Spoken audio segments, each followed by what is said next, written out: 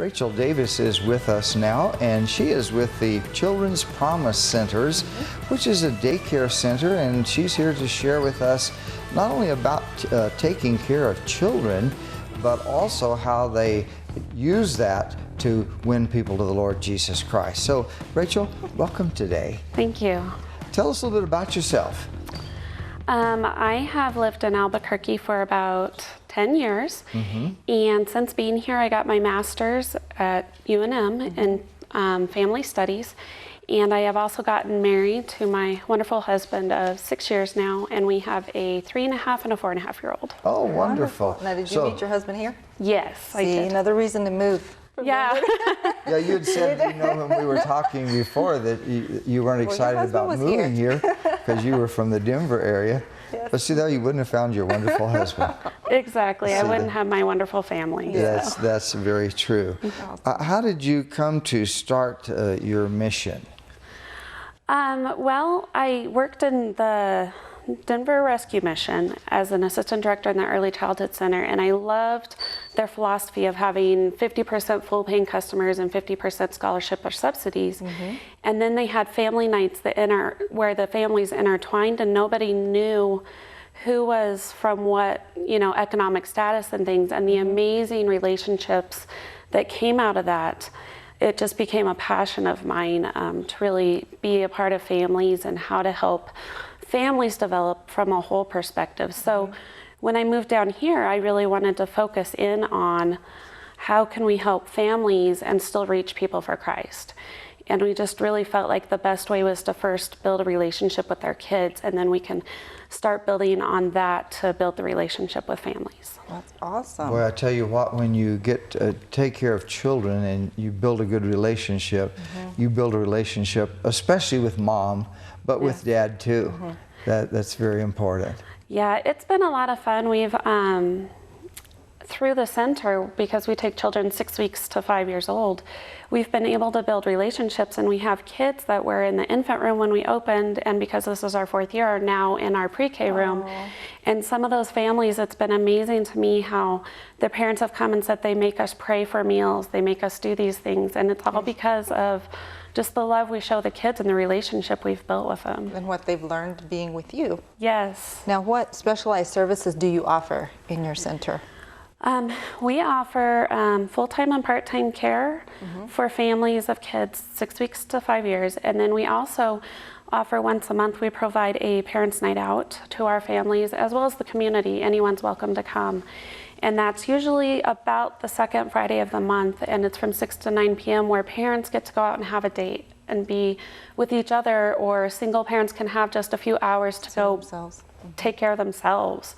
And we've had a lot of grandparents raising grandkids, and they've told us this is the only time all month they get to themselves. And so to us, it's been a really important aspect of who we are and what we do. And it's open to anybody, so they don't have to have their children enrolled there. They can come if they hear. And anyone's allowed to come. I'm always there, and then or my assistant director, and then we also have a group of volunteers that run it. And we serve dinner, we do an activity with them, we'll watch a family-friendly movie, and just let them play and hang out while the parents get some time. Let's give your address. You're at 12855 Eastridge Drive Northeast, and that's behind the Hinkle Family Fun Center. Most of us wouldn't know where Eastridge was, but we know where the Fun Center is. Yeah, so that's where they're located. And a telephone number here is 554-1206, and you can reach Rachel there if you would like to visit with her, or if you'd like to enroll your child, or if you'd like to be a part of the Family's Night Out. Is that what you call it? Yes. And so all of those things are available to you. I know you've seen God work through your nonprofit. Talk to us about some of the things you've seen. I think one of my favorite stories is we have a family of, they have twins that started when they were 2 and they're now 4. And they came in not real sure about putting their girls in. She's a stay-at-home mom, but just wanted to get her girls into some program for a preschool.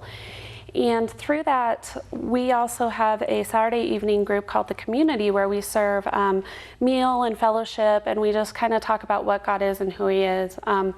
Well, they showed up one Saturday night, Mom and the girls, and she said it's because the girls keep telling us that we need to pray at the dinner table and talk about God, that we felt like we needed to come. And so that's been really cool. We also feel like we're in the right... Now, is that every Saturday night? It's every Saturday night, okay, from 5 to 7, and it's just fellowship. And we come and we have chaplains that are a part of our program, and they lead, you know, a time and just study of the Bible. The first hour is a meal and fellowship, and the second hour is really just getting into the Word. Is it kind of like a potluck? Yes. Okay. Yeah, sometimes they potluck it, sometimes someone will bring the whole meal. It just kind of depends on the week. So then you'll have a little study afterwards. Yes. Well, how many people usually show up? Between 20 and 30 now. Wow. We've been doing that for a little over a year. And we have some teenage girls that take the kids and do things with them so that the parents can focus on learning the Word after the meal is shared. That's great, because kids have a great influence on their parents. You love them, and then Yes. just like you said, they're like, okay, well, maybe I could learn something. Yeah, and it's been really interesting because a lot of the people that come on Saturday nights are people that would not step into your traditional church. And so our whole goal is to help them get to know the Lord. And then we've had several families where we've taken them and gone with them to a church that we feel like would be a good fit for them, or something to help them connect into a body somewhere. So we see it as kind of a stepping stone to start that next step. That's awesome. Well, then they feel comfortable with you, so they're more comfortable where they go. They're not totally alone. Right. That's awesome. Right. What would you say makes a quality early childhood education? I would say that loving teachers, it's about the relationships that the teachers have with the kids. I think you can have all the best equipment in the world, but if you don't have good teachers that love on the kids and really build on those relationships, take those teachable moments and interact with them and help them grow, that it's not going to be a quality place. I feel like from our perspective, we also like to take it a step further and add in that when they're having a difficult day or doing difficult things, we'll take them aside because we have that relationship and say a prayer with them.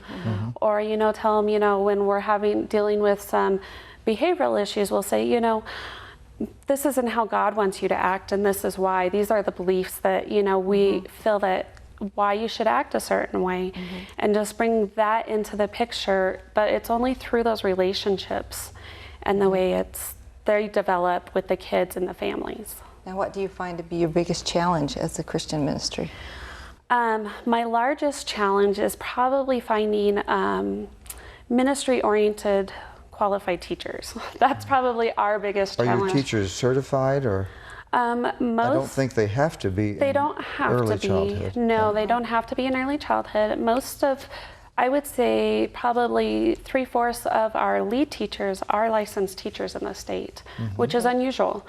But we look mostly for the heart, and finding someone that has the heart for God and the ministry and the children, but then can bring in the necessary components of a quality early education.